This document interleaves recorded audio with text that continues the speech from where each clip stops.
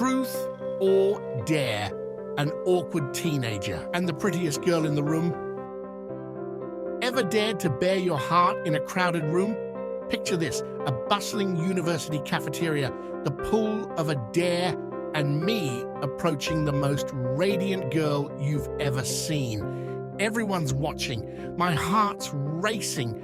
I'm about to say something that'll either make me legendary or the biggest fool. You won't believe what came out of my mouth. In the vast world of university life, the bustling student cafeteria became an arena of its own, an unassuming battleground where friendships were forged, where lunch trays became tools of social artistry, and where, on one fateful afternoon, a game of truth or dare escalated into an unforgettable escapade. Every university has its cliques, and ours was no different. That day, as the sun streamed through the windows, illuminating the rows of benches and the students seated at them, my friends and I gathered in our usual corner spot. Amidst the clatter of cutlery and the hum of countless conversations, someone, probably James, that rascal, brought out the old game, Truth or Dare, a university classic. The bottle spun in a dizzying dance, stopping and pointing its accusatory neck directly at me, Sebastian. Without hesitation, I chose Dare. A wave of laughter and then hushed whispers filled the air around our table. What could they possibly think of for me, the known drama club enthusiast? With a mischievous grin, James laid out my dare. Sebastian, see that girl over there all the way at the back, engrossed in her book? Your dare is to walk over and declare your undying love for her. The challenge hung in the air, and I paused for a second, summoning all the courage and theatrical flair I'd learned over the years. I thought, if I can perform Shakespeare in front of a packed auditorium, surely I can handle this. And so I began my slow march to the unknown maiden's table. As I approached, heart racing, she remained oblivious, lost in her novel. "Excuse me," I began hesitantly, but trying to remember my stage training. She looked up, her brown eyes widening in surprise. "Yes?" With a deep breath, I forged ahead. "I've been sitting over there and I couldn't help but notice you.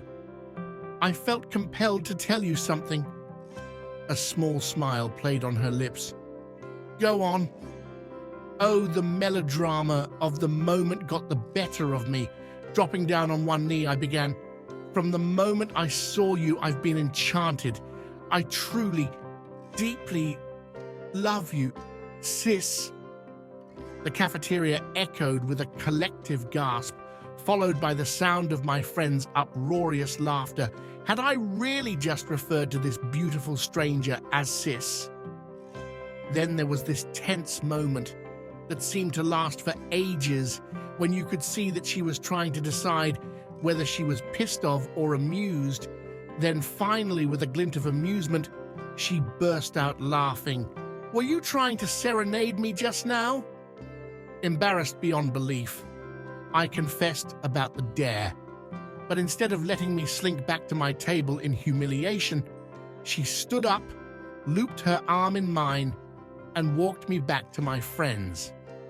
The entire cafeteria watched in rapt attention as she recounted my flubbed proposal.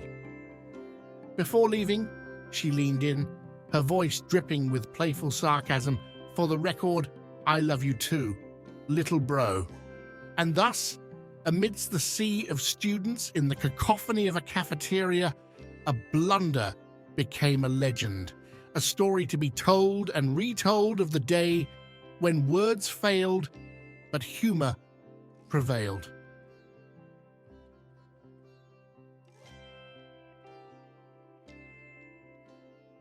This short story is part of a 6-part Truth or Dare confession series entitled Red-Faced Confessions, 6 Spicy Truth or Dare Stories, Volume 3.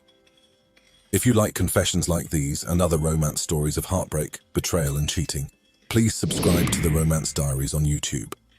By subscribing, you can easily find the other 5 parts of this volume of truth or dare stories and the other 2 volumes in their entirety. You can also find the other 5 stories in Volume 3 by clicking on the link in the description below.